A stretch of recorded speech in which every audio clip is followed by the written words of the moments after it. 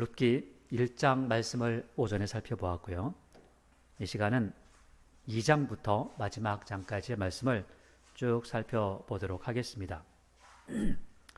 룻기는 굉장히 아름다운 사랑의 이야기를 말해주고 있습니다. 특별히 보리밭에서 이루어지는 이 사랑의 이야기죠. 그리고 룻기는 그냥 룻이라는 한 사람의 이야기를 하는 것이 아니라 사사들이 치리할 때에 어떤 일이 있었는가, 그리고 또 한 가정이 어떻게 깨어지고 또 어떻게 회복되어지는가에 대해서 이야기하면서 결국에 마지막에 가서는 이 룻기에서는 다윗의 계보가 어떠했는가, 이 다윗의 조상들이 어떠한 모습으로 살았었는가라는 것들을 다루고 있습니다. 어쩌면 이 다윗의 조상 중에 룻이라는 사람이 있죠. 또 다윗의 조상 중에 라합이라는 사람이 있습니다. 또 우리가 이제 쭉 보다 보면 이 3장에 4장에 또 나오게 되는데 다말이라는 사람도 나오게 되죠. 어쩌면 이 성경에서 어떠한 한 사람의 이야기를 그려낼 때 예쁘고 좋은 이야기만 할 것 같습니다.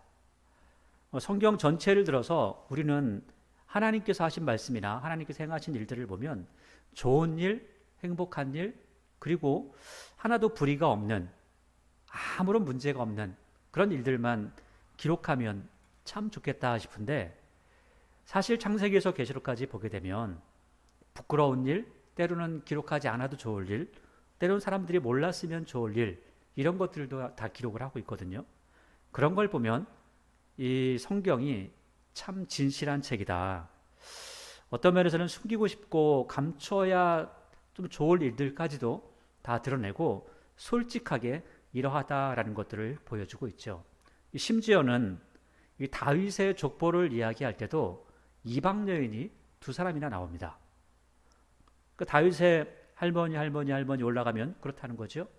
또 그리고 그뿐만 아니라 유다가 그 며느리를 통해서 아이를 낳았다라는 것도 이야기를 합니다.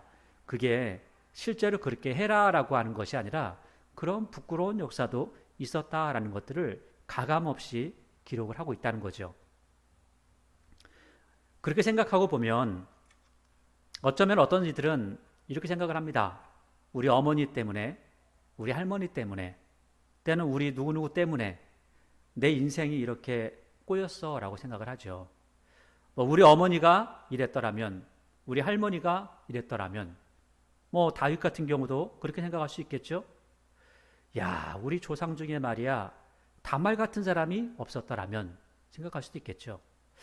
우리 조상 중에 룻 같은 이런 이방인이 없었더라면, 이런 생각도 할 법한데 오히려 그런 것들을 문제 삼지 않고 그 모든 것들을 다 기록을 하고 있습니다. 다 기록을 하고 다윗의 역사가, 다윗의 계보가 그러하다라는 것들을 이야기해 주고 있죠. 그런 걸 보면서 우린 다시 한번 우리의 삶을 돌아봐야 할 것 같습니다. 누구 때문에 내 인생이 이렇게 된 것이 아니라, 누구 때문에 내가 저렇게 만들어지는 것이 아니라, 하나님께서 나를 사랑하신다는 그 사랑을 알고 있다면 그 사랑 안에서 내가 무엇을 할 것인가 라는 것이 우리가 더 고민해야 될 부분이라는 것을 생각해야 된다는 거죠.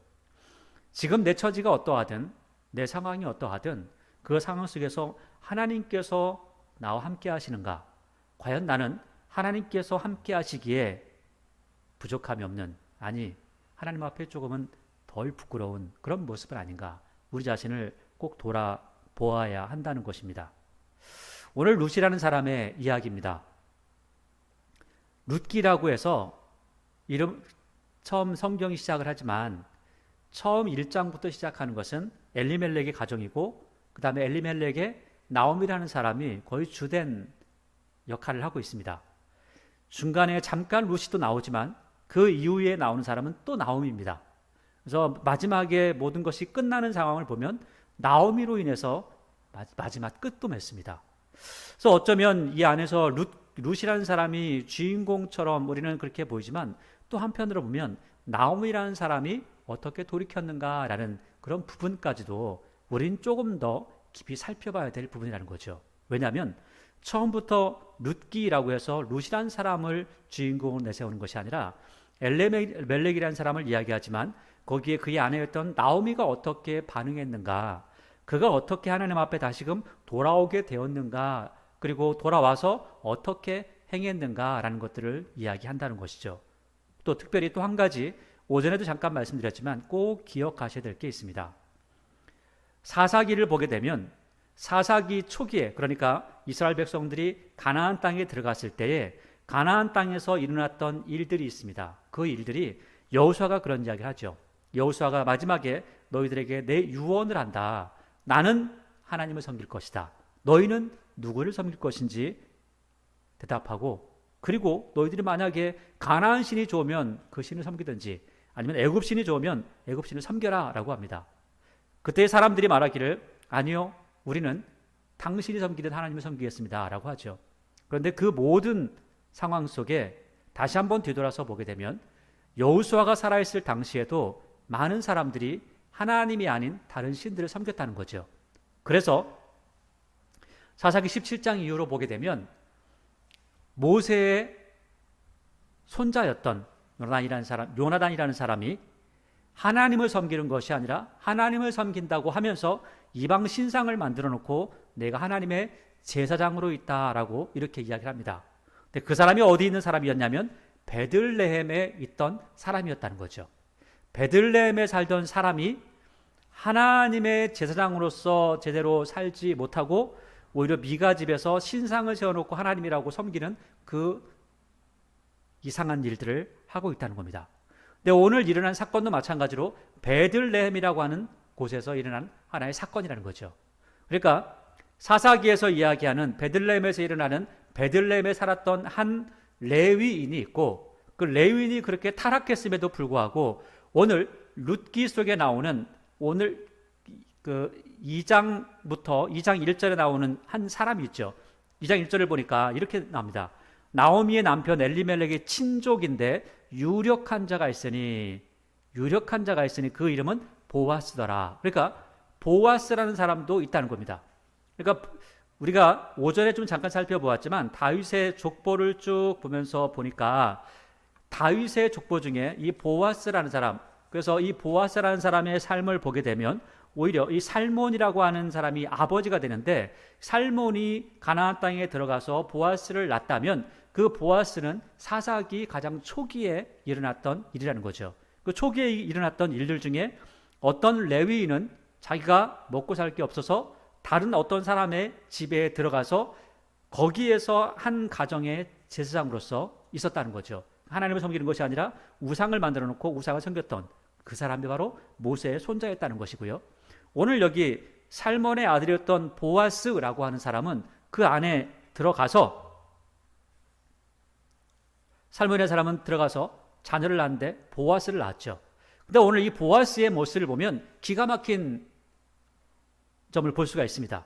뭐냐면 오전에 보았던 레위 사람으로서 베델에 거주하던 그 사람, 그리고 그 사람이 와서 결국 어떤 일을 했다라고 이렇게 이야기를 하는데, 그걸 보니까 그 사람은 하나님이 한 다른 신을 섬기는데 오늘 여기에서 말씀하고 있는 이 보아스라고 하는 사람은 하나님을 섬기는 사람이고 하나님의 말씀을 잘 알고 있는 사람이었다는 겁니다.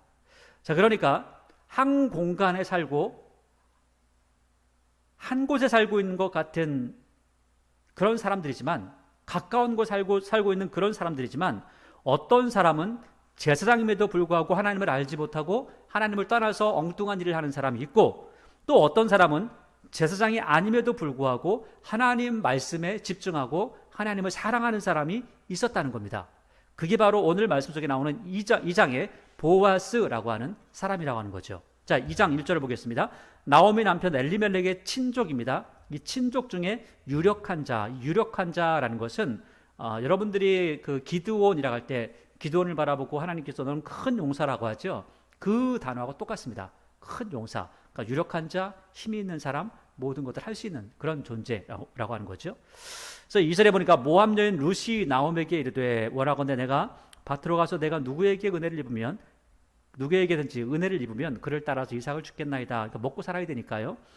나오미가 그에게 이르되 내 딸아 갈지어다 하니까 룻이 가서 베는 자를 따라 밭에서 이삭을 줍는데 우연히 그랬답니다. 근데 나중에 보게 되면 이 우연히가 우연이 아닙니다. 여러분 우리 삶 속에서 우연히 뭔가 이루어진 것 같은 일들이 있죠. 그런데 그게 하나님의 섭리일 수가 있다는 겁니다. 근데 오늘 여기에 우연이라고 기록하는데 써놓기는 우연이라고 썼지만 실제로 우리가 읽기는 우연이 아니라 하나님의 섭리가 있었다라는 것을 보게 됩니다. 우연히 엘리멜렉의 친족입니다.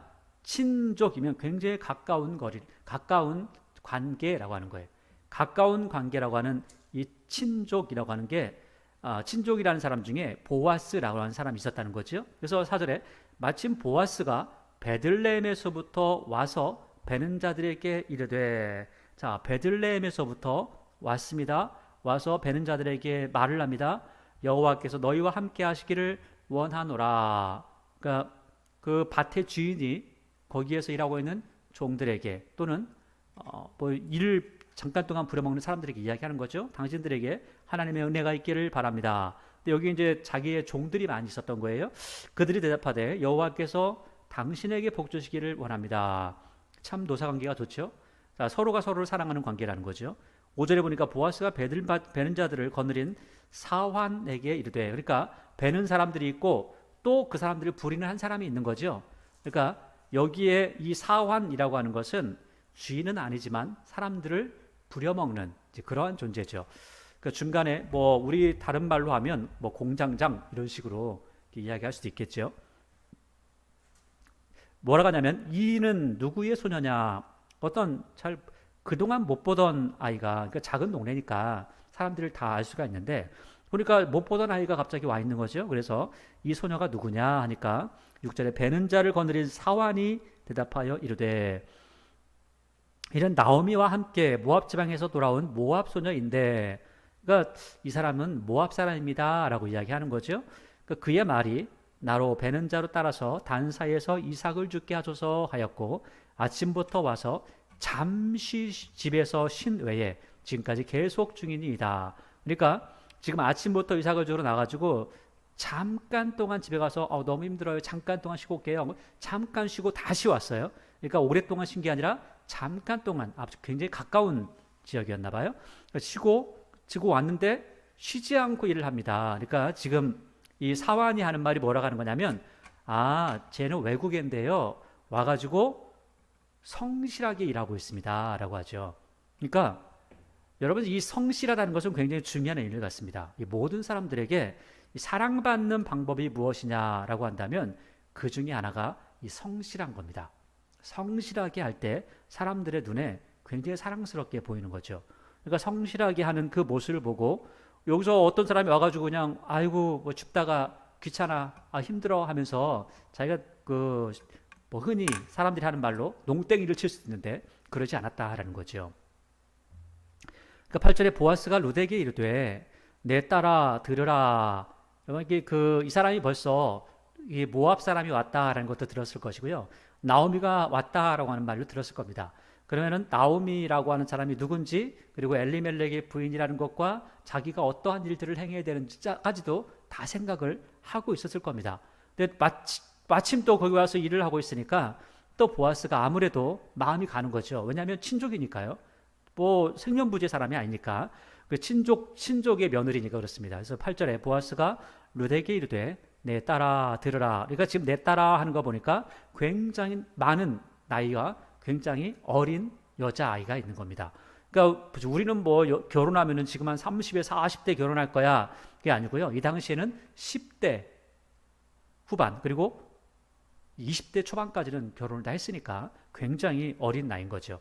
그래서 룻에게 말을 하는 거예요. 내 딸아 들으라. 이삭을 주러 다른 밭으로 가지 말며 여기서 떠나지 말고 나의 수년들과 함께 있으라. 그러니까 이 아이들하고 꼭 같이 있어라. 왜냐하면 이 아이들은 내가 관리를 할 수 있는데 다른 밭에 가면 그 아이들은 내가 관리할 수가 없어. 그러니까 여기에 있으면 너는 안전하다라고 이야기하는 거죠.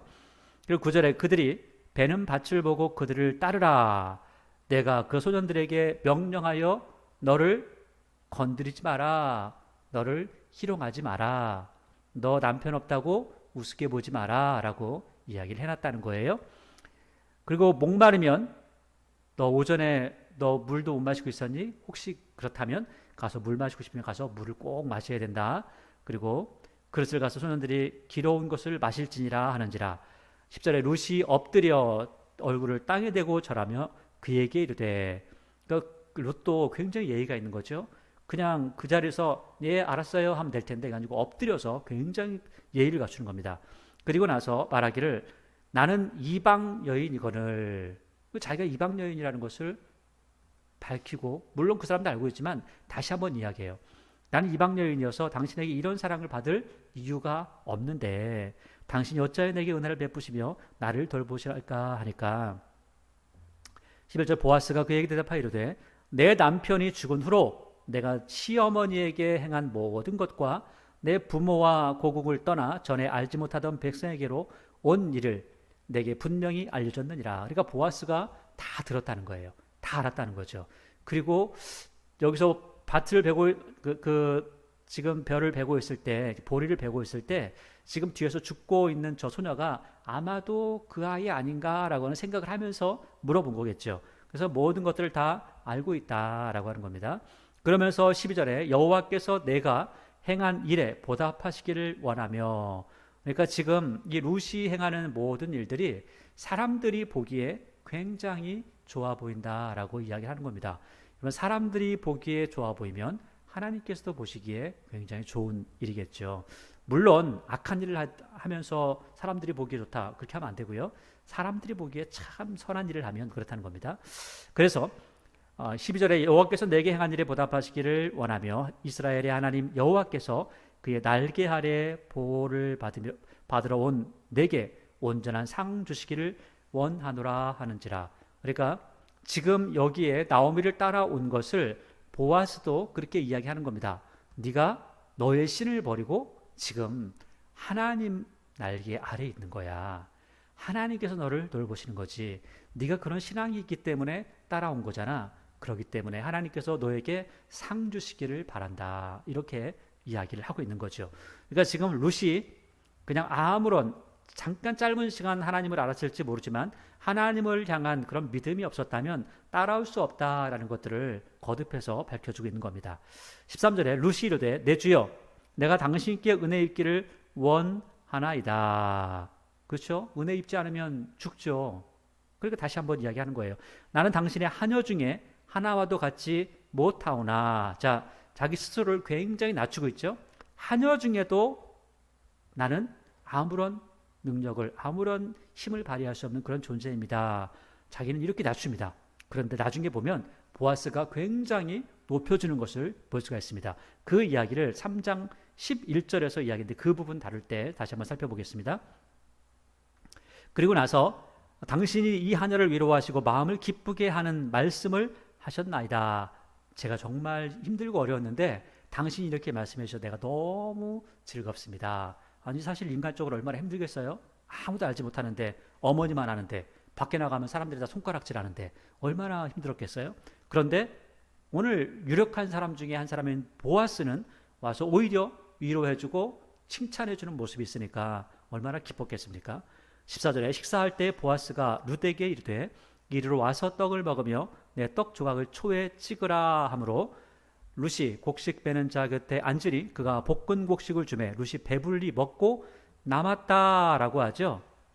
남았다라고 하는데 사실은 남겼다라는 게 맞습니다. 원어상으로 남겼습니다. 그래서 이 부분을 18절에 보시면 그것을 가지고 성읍에 들어가서 시어머니에게 그 주운 것을 보이고 그가 배불리 먹고 뭐한 것을 남긴 것, 남은 것을 드리는 게 아니라 남긴 것을 드렸다. 따로 챙겨놓은 것이 있었다. 그리고 그것을 시어머니에게 드렸다라고 하죠. 그러니까 14절 마지막에서는 배불리 먹고 남았다라고 하지만 사실 남겼다라고 하는 거죠. 그래서 이 원어상으로 남겼다라고 합니다. 15절 룻이 이삭을 주우러 일어날 때에 보아스가 자기 소년들에게 명령하여 이르되 그에게 곡식 단 사이에서 줍게 하고 책망하지 말며. 이것은 실제로 율법에서 이렇게 하고 있습니다. 그러니까 이 곡식단에서 그 이삭이 떨어지면 줍지 마라라고 말씀하고 있습니다. 배다가 이삭이 떨어져 있으면 절대 베지 마라. 왜냐하면 그 배고프고 어려운 사람 중에 그것을 주어야지 먹고 사는 사람이 있다는 거예요. 그런 사람을 위해서 남겨둬라라고 하는데 이게 율법입니다. 자, 그런데 16절을 보니까 이렇게 말씀하고 있습니다. 또 그를 위하여 곡식 다발에서 어떻게 해요? 조금씩 일부러 조금씩 뽑아서 버려라. 왜? 그 뒤에서 그 소녀가 쫓아오니까 그에게 줍게 하고, 그리고 그 주우면 야야야야 그거 왜 이렇게 많이 주소 하지 말고 꾸짖지 마. 절대 꾸짖지 마라 라고 하는 거죠. 그러니까 지금 뒤 따라가고 있는 룻은 그냥 줍는 겁니다. 그러니까 뭐 하나하나 어디 있나 찾는 게 아니라 뭉탱이로 있는 거죠. 그것을 주우러 다니는 겁니다. 그래서 여기 보니까 그 17절 룻이 밭에서 저녁까지 줍고 그 주운 것을 떠니 볼이 한 에바쯤 되었다. 한 에바를 떨었다라고 하고요. 18절에 그것을 가지고 성읍에 들어가서 어머니에게 그것을 주운 것을 보이고 그가 배불리 먹고 남긴 것을 내어 시어머니에게 드리매 시어머니가 궁금한 거죠. 그에게 이르되 그 시어머니도 같이 가서 일한 게 아니라 시어머니는 일 시키고 자기 집에 있어요. 그래서 그에게 이르되 오늘 어디서 주었느냐? 어디 일을 하였느냐? 너를 돌본 자에게 복이 있기를 원하노라 하니 룻이 누구에게서 일했는지를 시어머니에게 알리가 이르되 오늘 일하게 한 사람의 이름은 보아스입니다 라고 하니까 나오미가 자기 며느리에게 이르되 그가 여호와로부터 복받기를 원하노라. 그가 살아있는 자와 죽은 자에게 은혜 베풀기를 그치지 아니하도다 하고 나오미가 또 그에게 이르되 그 사람은 우리와 가까우니 우리 기업을 물을 자 중에 하나이니라 하니라. 자, 그러니까 왜 이런 이야기를 하냐면 지금 그 며느리가 곡식을 떨어가지고 왔죠. 곡식을 떨어가지고 온 걸 보니까 엄청나게 많이 가져온 겁니다. 그 실제로 어디 가서 이삭 주우려고 해도 사람들이 이 당시에 제가 처음에 말씀드렸지만 이 당시에 율법을 따라 사는 사람들이 그렇게 많지가 않았다는 거예요. 그래서 떨어진 것들, 그 다음에 이삭들 그런 것들을 떨어뜨리고 가는 것이 아니라 주워가지고 갔겠죠. 아까우니까. 그런데 이 당시에 떨어뜨린 것뿐만 아니라 뽑아가지고 주어서 아마도 뽑아준 것 같아요. 이렇게 많이 주운 걸 보니까 아마 그런 것 같아요 라고 말했겠죠. 그러니까 야, 역시 보아스는 보아스구나.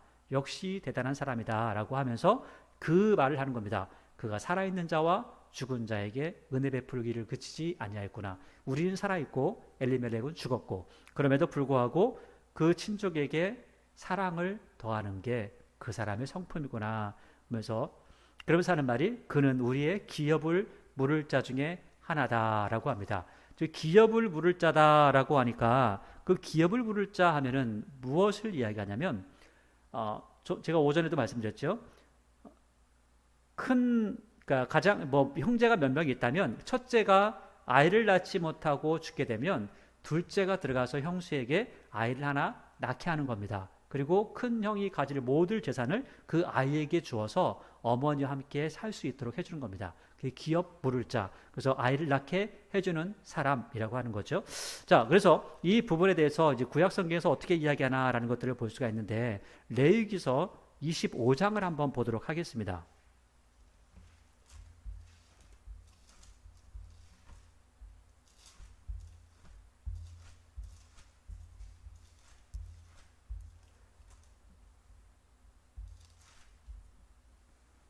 레위기 25장 25절입니다. 우리가 레위기 다음에 신명기를 찾을 건데 레위기도 신명기도 25장이고요. 자, 25장의 25절입니다. 25절을 보니까 이런 이야기가 있죠. 만일 내 형제가 가난하여 그의 기업 중에서 얼마를 팔았으면 그에게 가까운 기업 물을 자가 와서 그의 형제가 판 것을 물을 것이요. 엘리멜렉이 자기 집안의 모든 것들을 팔았잖아요. 팔았으니까 그 판 것을 다시 사서 주라는 거예요. 그러니까 그 형제가 만약에 이것을 기업을 물러주지 않으면 이 사람 먹고 살 수가 없으니까 형제가 먹고 살게 해줘라 라고 하는 게 기업을 부른다 라고 하는 거죠. 자, 그 다음에 다시 이 이야기를 이어서 또 한 가지를 이야기합니다. 기업 물을 자를 어떻게 할 것인가. 신명기 25장 5절입니다.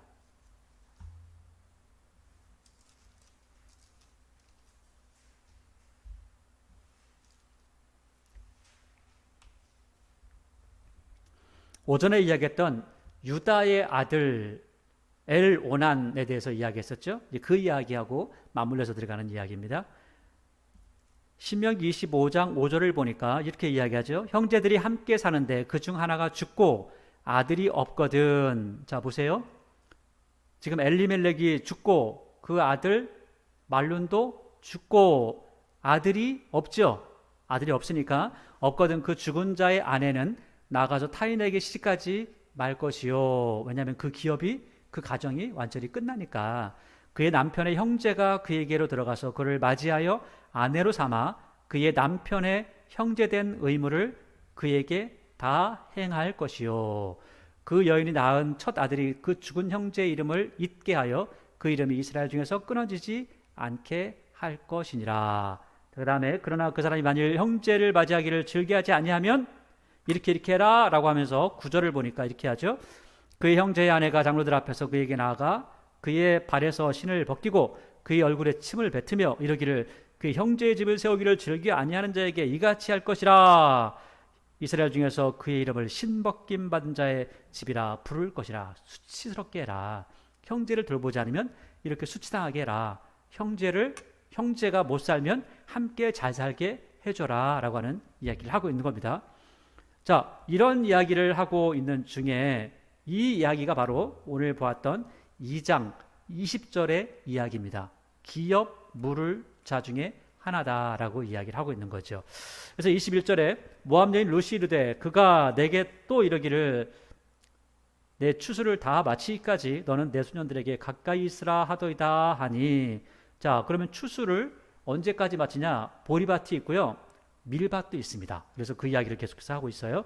22절 나오미가 며느리 르드에게 이르되 내 딸아 너는 그의 소녀들과 함께 나가고 다른 밭에 사람을 만나지 아니하는 것이 좋으니라 하는지라. 그가 보호를 해줄 거니까 그렇다는 거죠. 23절에 이에 루시 보아스의 소녀들에게 가까이 있어서 보리 추수와 그 다음에 뭐요? 밀 추수를 마치기까지 이삭을 주우며 그의 시어머니에게 함께 거주했다. 그래서 이 보리를 다 추수하고 하나님 앞에 드리는 날, 그날을 맥추절이라고 하죠. 이 맥추절이라고 하는 것을 지금은 우리가 맥추절, 오순절을 따로따로 지킵니다. 그러나 실제로 오순절과 맥추절은 함께 갑니다. 함께 가요. 그래서 이 초실절에서 오순절이 넘어가는 그 시기가 되는 거죠. 3장을 넘어갑니다. 룻의 시어머니 나오미가 그에게 이르되 내 딸아 내가 너를 위하여 안식할 곳을 구하여 너를 복되게 하여야 하지 않겠느냐. 자, 그러니까 귀염 물을 자를 찾기도 했고 또 그가 룻에게 잘해주는 것도 받고 그러니까 아마도 이 모든 것들이 가능할 거야 라고 하는 생각을 하는 거죠. 2절에 내가 함께하던 하녀들을 둔 보아스는 우리의 친족이 아니냐. 보라 그가 오늘 밤에 타작마당에서 보리를 까불리라. 자, 보리 추수 다 했고 밀추 다 했으니까 가서 이제 거기서 보리를 까불 거야 하면서 그때 넌 이렇게 해라 라고 하는 거죠. 자, 3절에 그런즉 너는 목욕하고 기름을 바르고 의복을 입고 화장 예쁘게 하고 타작마당에 내려가서 그 사람이 먹고 마시기를 다 하기까지는 그에게 보이지 말고 그가 누울 때에 너는 그가 눕는 곳을 알았다가 들어가서 그의 발치 이불을 들고 거기 누우라. 그가 내 할 일을 내게 알게 하리라 하니. 그러니까 지금 보아스가 추수 다 하고 가서 어디가 누우면 그 아마 습관이 있었던 것 같아요. 이 당시에 그 추수를 하게 되면 사람들의 습관 중에 하나가 그 자리에 가서 잠을 잤던 것 같습니다. 그러니까 거기서 잠을 자고 집에 안 들어갔던 그런 관습이 있었던 것 같아요. 그러니까 가서 그 이불을 들고 딱 누워 있는데 그래서 발치이불이라는 거 어디냐면 발치 사람이 이렇게 누워 있거나 이렇게 앉아 있을 때 발끝에쯤 되는데 거기를 발치라고 하죠. 그러니까 발 쪽에 있는 쪽 이불을 들고 들어가서 살짝 누워 있어라. 그러니까 발 옆에 가서 눕는 것이 아니라 발 밑에 가서 누워 있는 겁니다. 그가 내 할 일을 내게 알리라 하니까 5절 룻이 시어머니에게 이르되 어머니의 말씀대로 내가 다 행하리이다 하니라. 그러니까 어머니 말씀대로 제가 하겠습니다 하고 나서 6절에 그가 타작마당으로 내려가서 시어머니의 명령대로 하니라. 보아스가 먹고 마시고 마음이 즐겁죠. 그러니까 열심히 일하고 또 실제로 이 보아스가 하는 일을 보니까 룻만 이렇게 하겠어요? 아니요. 다른 사람들도 많이 도와주겠죠. 그래서 그 마음이 즐거워서 곡식단 더미의 끝에 눕는지라. 그래서 굉장히 마음이 즐거운 거죠. 지금 추수한 것을 봐도 즐겁고 또 그 삶이 즐겁기도 하고. 그런데 룻이 가만히 가서 그의 발치이불을 들고 거기 누웠더라. 이게 마음이 악한 사람들, 못된 짓을 하는 사람들은 여기 못 누워 있습니다. 누가 와서 어떻게 죽일지 알아요? 그러니까 굉장히 사람들에게 사랑받는 사람이었다는 거죠. 하나도 사람들을 두려워할 일이 없는 사람이었다는 거죠. 그래서 이불을 들고 가서 누웠습니다. 밤중에 그가 놀라 몸을 돌이켜본즉, 그러니까 자다가 옆으로 들어 누웠는데 갑자기 물컹한 거죠. 그러니까 몸을 돌이켜본즉 한 여인이 자기 발치에 누워 있는지라. 그래서 누구냐? 라고 하는 거죠. 대답하되 나는 당신의 여종 루시오니 당신의 옷자락을 펴 당신의 여종을 덮어줘서 이는 당신이 기업을 부를 자가 됨이니이다. 그러니까 루시 가서 오늘 아주 단도직입적으로 말을 합니다. 그러니까 그것이 아니라 당신이 오늘 나를 취하십시오 라고 하는 이야기예요. 당신이 오늘 나를 취하십시오. 왜냐하면 당신이 기업 물을 자가 되기 때문에 당신이 나를 회복시켜줘야 됩니다. 우리 가족을 회복시켜줘야 된다라고 이야기를 하는 거죠. 자, 그러니까 10절에 그가 이르되 내 딸아 여호와께서 내게 복 주시기를 원하노라. 내가 가난하건 부하건 젊은 자를 따르지 아니하였노니 내가 베푼 은혜가 처음보다 나중이 더하도다. 그러니까 오늘 이 이야기를 하는 게 뭐라고 하냐면 보아스가 말하기를 내가 나이가 굉장히 많은데도 불구하고 어떻게 나를 찾아왔니? 야, 나보다도 너 훨씬 더 그 젊은 사람인데 어떻게 젊은 사람을 찾아가지 않았어? 라고 하면서 이야기하는 거죠. 그러면서 11절을 보니까 이렇게 이야기해요. 그리고 이제 내 딸아 두려워하지 말라. 내가 내 말대로 내게 다 행하리라. 그러니까 내가 너 책임질게 라고 하는 거예요. 그러나 지금은 아니야. 왜? 이런 부분을 보면 이 보아스가 대단한 사람인 거죠. 지금은 아니야 라고 합니다. 그러니까 이 사람이 모든 것들을 할 수 있음에도 불구하고 모든 권리가 있음에도 불구하고 그렇게 하지 않는다는 거예요. 자, 그런데 그 뒤에 보니까 이런 이야기를 합니다. 내게 다 행할 건데 내가 현숙한 여자인 줄을 나의 성읍 백성이 다 아느니라 이렇게 이야기해요. 그러니까 내가 현숙하다라고 했는데 이 현숙하다라고 하는 이야기가 이 구약에 굉장히 많이 나오고 있습니다. 근데 그 중에 현숙한 여자라고 하는 걸로 쓰인 것은 딱 2번이 나오죠. 그게 잠언서의 현숙한 여자가 누구냐라고 이야기하고요. 그 다음에 오늘 룻기의 룻을 이야기할 때 현숙한 여자라고 합니다. 그리고 독특한 것은 이 잠언서의 현숙한 여인에 대해서 쭉 이야기한 다음에 잠언서 다음에 있는 히브리 성경에서는 잠언서 다음에 있는 성경이 룻기입니다. 그러니까 현숙한 여인에 대해서 쭉 이야기하다가 그 다음에 룻기를 집어넣은 거 보니까 현숙한 사람이 누구냐? 바로 룻 같은 사람이다 라고 하는 이야기를, 그런 뉘앙스를 주고 있는 거죠. 그러니까 그게 히브리인들이 보는 그런 모습이라는 겁니다. 근데 여기서 현숙한 여자라고 할 때 현숙이라고 하는 이 뜻은 그 현명하고 뭐 이런 뜻을 가지고 있다기보다는 물론 그런 뜻 다 가지고 있습니다. 그러면서 어떤 뜻을 가지고 있냐면 힘이 있다, 일을 잘한다, 능력이 있다라고 하는, 뭐 현명하니까 능력이 있겠죠. 그러니까 이런 것들. 그래서 이 현숙한 여자라고 하는 이 말은 너는 능력이 있어, 너는 모든 걸 할 수 있어, 너는 대단한 여자야라고 이야기를 하고 있다는 겁니다. 그래 놀랍게도 제가 룻기 2장에서 말씀을 드렸죠. 룻기 2장에 보니까 날은 당신의 하늘 중에 하나와도 같지 못하다. 난 정말 아무것도 아닌 존재입니다 라고 했는데 이 어린 여자아이가 실제로 어른이 보기에는 넌 정말 현숙한 아이야, 넌 대단한 아이고 너는 능력 있는 아이야 라고 인정을 하는 그런 사람이었다는 거죠. 그러니까 이 룻이라는 사람이 우리는 그냥 어떤 변방에 살고 있던 어떤 여자라고 하는 부분으로 보지만 보아스가 볼 때에는 참 현숙한 여자, 참 능력 있는 그런 여자였다는 거죠. 어쩌면 과부로 그렇게 살기에는 너무 아까운 그런 사람이었다라고 평가를 해주는 겁니다. 그리고 그러면서 그 이야기를 너는 현숙한 여자인데 그것을 누가 알고 있냐면 성읍 사람들이 다 알아. 나만 말하는 게 아니라 성읍 사람들이 다 알고 그 사람들이 나한테 말을 해줬어. 너 대단하다고, 너 참 지혜롭다고, 너 능력 있다고.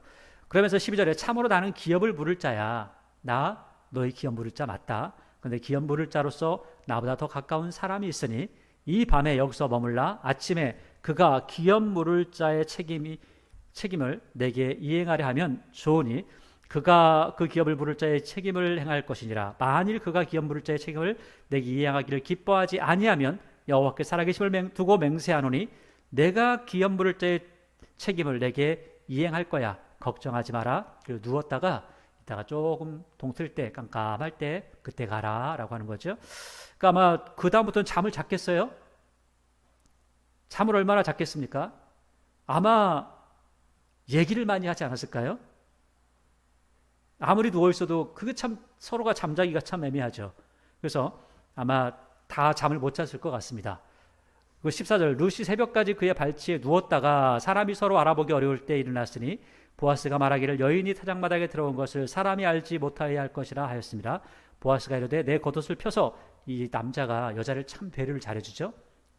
그래서 보아스가 그 겉옷을 펴서 그것을 잡으라 하매 그것을 펴서 잡으니 보리를 6번 대어 룻에게 지어주고 성읍으로 들어가니라. 룻이 시어머니에게 가니 그가 이르되 내 딸아 어떻게 되었느냐. 잠도 못 잤죠. 여기도 잠을 못 자고 기다리는 겁니다. 룻이 그 사람이 자기에게 행한 것을 다 알리고 이르되 그가 내게 이 보리를 6번 대어주며 이르기를 빈손으로 내 시어머니에게 가지 말라 하더이다 하니라. 예의를 다 갖추는 거죠. 그 사람들에게 보이기도 이상하게 보이지 않을 뿐만 아니라 또 시어머니에게 뭐 장래에 어쩌면 장모님이 될 수 있는 그런 사람에게 예를 갖추는 겁니다. 18절에 이에 시어머니가 이르되 내 딸아 이 사건이 어떻게 될지 알기까지 앉아 있으라. 그 사람이 오늘 이를 성취하기 전에는 쉬지 아니하리라 하니라. 하나님 오늘 이제 보아스가 쉬지 않고 열심히 일할 거야라고 하는 거죠. 4장에 보아스가 이 성문으로 올라가서 거기에 앉아 있더니, 그러니까 아마 앉아 있는 게 아니라 아마 그 사람들을 실제로 모았을 거예요. 그리고 거기 앉아 있는 겁니다. 그래서 거기 장로들까지 같이 있는 거죠. 그래서 마침 보아스가 말하던 기업 부를 자가 지나가는지라. 이것도 아마 오라고 했을 겁니다. 왜냐하면 거기에 지금 장로들을 모아놓고 그리고 이 사람이 지나갔거든요. 그러니까 아마도 이야기를 해놓고 마침 거기 지나갔다, 불렀다 이렇게 하는 거죠. 보아스가 이르되 아무개여 이리로 와서 앉으라 하니 그가 와서 앉음에 이름을 딱 기록하지 않고 아무개여라고 하죠. 왜 아무개여라고 기록했을까? 이름을 아마 알 텐데 기록하는 사람이건 보아스건 이걸 기록하지 않는 겁니다. 왜냐하면 이 사람은 부끄러운 일을 했거든요. 그러니까 이 사람은 이름을 기록하지 않습니다. 이리로 와서 앉으라 하니 그가 와서 앉음에 2절 보아스가 그의 성읍 장로 10명을 청하여 이르되 당신들은 여기 앉으라 하니 그들이 앉음에 보아스가 기업 부를 자에게 이르되, 여기 성문에 앉았다는 것은 성문은요 실제로 이렇게 재판을 하는 곳이었습니다. 많은 사람들이 성문에 앉았다. 그래서 그 드보라 같은 경우도 성문 앞에 있었다. 이런 식으로 이제 이야기를 하죠. 그래서 3절에 보아스가 그 기업 부를 자에게 이르되 모압 지방에서 돌아온 나오미가 우리 형제 엘리멜렉의 소유주를 판례했다. 그러니까 형제라고 할 때 우리 형제라고 하잖아요. 우리 형제. 그래서 우리 형제라고 할 때 우리라고 하는 이 뜻은 굉장히 가까운, 그러니까 진짜 형제. 그리고 가장 첫째는 그런 뜻을 쓰이고요. 두 번째는 배가 다른 형제. 그리고 다음에 이제 쓰이는 것은 그냥 이스라엘 백성들 형제 이렇게 쓰입니다. 그러니까 여기서 우리 형제라고 하는 걸 보니까 아마도 그 두 사람의 형제 이렇게 얘기하는 거예요. 그 두 사람, 그죠? 지금 젊은 사람 보아스 이 두 사람을 들어서 두 사람의 형제에서 엘리멜렉의 소유지를 판례함으로, 그러니까 엘리멜렉의 친족 중에 이 두 사람이 있는데 이 사람들은 굉장히 가까운 사람이었다. 그래서 기업을 부르는 거죠. 그래서 4절에 내가 여기 앉은 이들과 내 백성의 장로들 앞에서 이것을 사라고 내게 말하여 알게 하려 하노라. 그러니까 야, 너 엘리멜렉의 소유지를 빨리 사. 그거 사. 이렇게 하는 거죠. 그러니까 사가지고 누구한테 줘야 돼요? 사가지고 자기가 갖는 게 아니라 룻에게 주는 겁니다. 자, 그러니까 내가 물으려면 물으려니와 만일 내가 물으지 아니하리면 내게 구하라. 구하여 알게 하라. 내 다음은 나요. 그 외에는 물을 자가 없느니라 하니 굉장히 가까운 친족이라는 거예요. 다음에 없다는 거죠. 그가 이르되 내가 물으리라. 그러니까 뭣도 모르고 아이고 이쁜 여자가 있네. 아이고 그러면은 내가 책임져야지라고 하는 거죠. 그러니까 보아스가 율법을 설명해 줘요. 아마 이 사람은 율법을 잘 이해를 못했던 것 같아요. 그러니까 무조건 그래 여자가 왔어? 그래 책임져야 돼? 내가 책임질게 라고 했는데 보아스가 하나하나 알려줍니다. 자 5절에 보아스가 이르되 내가 나오미의 손에서 그 밭을 사는 날에 곧 죽은 자의 아내 모압 여인 누르세게서 사서 그 죽은 자의 기업을 그의 이름으로 세워야 할지니라. 사가지고 누구를 줘야 돼요? 룻을 줘야 된다라고 하는 거예요. 줘야 된다. 그래서 그 기업 엘리멜렉의 가게를 이어야 된다라고 이야기를 하는 거죠. 자 그러니까 6절에 그 기업 물을 자가 이르되 어이구 그래? 나는 몰랐는데 나는 그냥 여자만 얻는 줄 알았더니 그게 아니야? 기업에 손해가 있는 거야? 하면서 6절에 그 기업 물을 자가 이르되 나는 내 기업에 손해가 있을까 하여 나를 위하여 물으지 못하노니 내가 물을 것을 내가 물으라. 나는 물으지 못하겠노라 하는지라. 그러니까 율법을 모를 때는 잘 알지 못했을 때는 그래 했는데 알고 나니까 못하겠는 거죠. 그러니까 못하겠다라고 하니까 7절에 옛적 이스라엘 중에 모든 것을 물으거나 교환하는 일에 확정되기 위하여 사람이 그의 신을 벗어 그의 이웃에게 주더니 이것이 이스라엘 중에 증명하는 전례가 된지라. 실제로 이 이야기는 우리가 신명기 25장에서 봤죠. 신명기 25장에서 물지 않으면 어떻게 해요? 그 사람의 발에서 신발을 벗어가지고 침을 뱉고 얼굴을 때리는 거예요. 자 이렇게 하는 거예요. 자 그런데 8절 이에 그 기업 물을 자가 보아스에게 이르되 내가 너를 위하여 사라 하고 그의 신을 벗는지라. 그러니까 실제로 자기 신을 벗는 거죠. 그럼 원래 신을 벗을 때는 어떤 각오가 되어 있는 거죠? 침을 맞을 각오와 신을 한 대 맞을 각오를 하는 겁니다.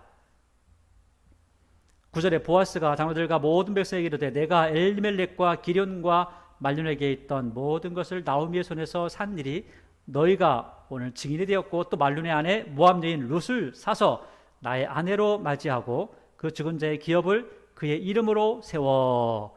자 보아스의 아내이고 그리고 또 그 아이는 그 말륜의 기업을 잇는다라고 하죠. 그래서 그 형제 중에 그곳 성문에서 끊어지지 않게 함이 너희가 오늘 증인이 되었느니라 하니 성문에 있는 모든 백성과 장로들이 이르되 우리가 증인이 되나니 여호와께서 내 집에 들어가는 여인으로 이스라엘 집을 세운 라헬과 레아 사람과 같게 하시며 내가 에브라에서 유력하고 베들레헴에서 유명하게 하시기를 원하며. 그러니까 라헬과 레아 그러니까 야곱의 아내를 이야기하죠. 그러니까 야곱의 아내 두 사람을 이야기한 것은 너희가 아이를 많이 낳기를 바란다.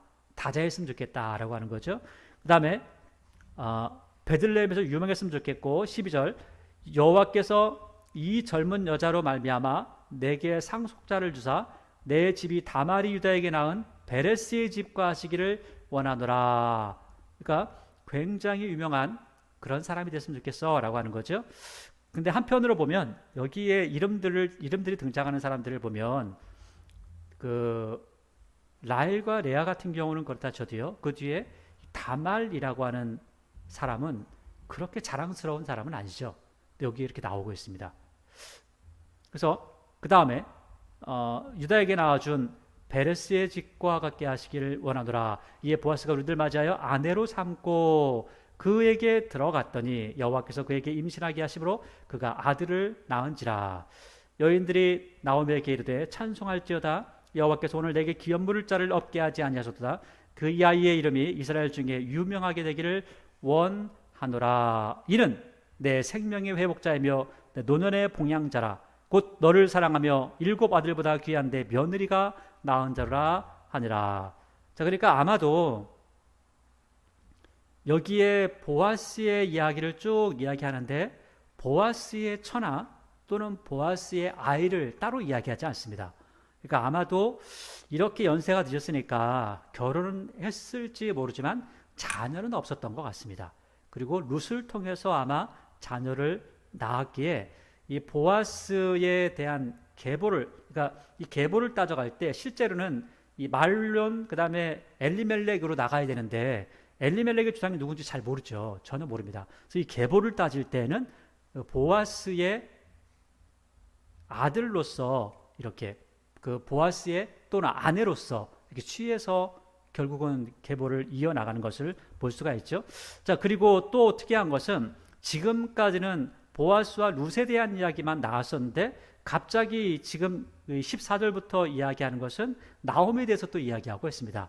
그러니까 룻에 대한 이야기인 것 같지만 실제로 나오미가 어떻게 회복되어져 가고 어떻게 복의 길로 가게 되는가라는 것들을 이야기하고 이방 사람이었지만 결국 하나님의 선택을 받았다, 하나님의 은혜를 입었다라는 부분을 이야기할 뿐만 아니라 나오미가 하나님 앞에 다시금 돌아왔을 때에 하나님께서 나오미에게 베푸시는 그 은혜, 그 섭리가 얼마나 큰지를 다시 한번 이야기해주는 그러한 모습이라는 거죠. 그러니까 여기서 주인공은 룻이다 이야기하기에는 조금은 다시 한번 생각해봐야 될 부분이고요. 실제로 주인공은 보니까 나오미라는 사람이 하나님 앞에 어떻게 돌아왔는가를 조금 더 자세하게 우리에게 밝혀주고 있죠. 물론 룻이라는 사람의 신앙도 우리가 꼭 살펴봐야 될 부분이기도 합니다.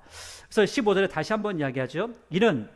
이 아이는 그 아이를 낳는데 그 아이는 내 생명의 회복자야. 너에게 소망이 생겼어.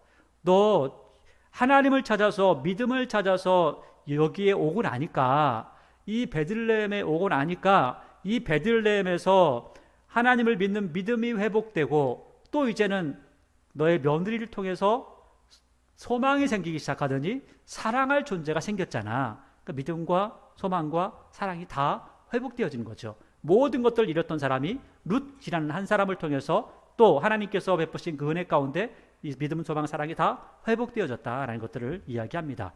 그러면서 저기 15절 이는 내 생명의 회복자이며 내 노년의 봉양자라 너를 사랑하며 일곱 아들보다 귀한 내 며느리가 나왔다. 그러니까 그 아이가 복된 아이다. 너에게 큰 복이지 않냐. 네가 예전에는 나오미였다가 마라로 갔는데 다시 또 네가 나오미가 됐구나 라고 하는 거죠. 16절 나오미가 아기를 받아 품에 품고 그의 양육자가 되니 사실은 누가 나왔어요? 룻이 나왔는데 키우긴 누가 키워요? 나오미가 키워요. 얼마나 좋았는지 뺏기고 싶지 않아요. 그 아이를 마치 자기가 엄마가 된 것처럼 그 아이를 키워나가는 거죠. 그 하나님을 향한 사랑도 또 하나님을 향한 소망도 엄청나게 회복되어지고 믿음도 회복되어지죠. 17절 그의 이웃 여인들이 그에게 이름을 지어주되 참 희한해요. 아이의 이름을 누가 지어줬냐면 이웃 여자들이 지어줬어요. 옆집 여자들이 와가지고 이름을 지어줬다는 거예요. 나오미에게 아들이 태어났다 하여 그의 이름을 오벳이라는 것은 섬긴다, 예배하는 자다. 그러니까 이게 참 독특하죠. 이 사사기 때는 하나님을 멀리했던 시대인데 어떤 사람은 멀리 떠났는데 어떤 사람은 하나님의 말씀을 정확하게 알고 또 그 이름조차도 하나님 앞에 예배를 드립니다. 나는 예배자입니다. 라고 하는 이름까지 지어졌다는 거죠. 이 대단한 신앙을 이야기하고 있습니다. 그러면서 오벳이라 했는데 그는 다윗의 아버지 이새의 아버지였다. 그러니까 이새의 아버지인 오벳이라는 거예요. 자, 그러니까 이 족보를 따져보면 여기에 오벳, 그 베레스가 있고요. 그 다음에 여기 보니까 보아스가 있고요. 그 다음에 보아스는 누구를 낳았어요? 오벳을 낳았죠. 오벳은 이새를 낳았죠. 이새는 다윗을 낳았습니다.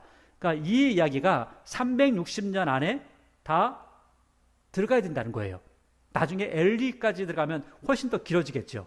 그러면 이 족보의 시간이 굉장히 짧은 시간에 이루어지는 일인데 아마도 중간에 누군가가 빠져 있는 것 같다라고 이렇게 이해하면 훨씬 더 쉽게 이해를 할 수 있을 것 같습니다. 그래서 여기 보니까 17절을 보면 정리를 다 하면서 뭐라고 하냐면 결국은 누구를 이야기해요? 다윗을 이야기합니다.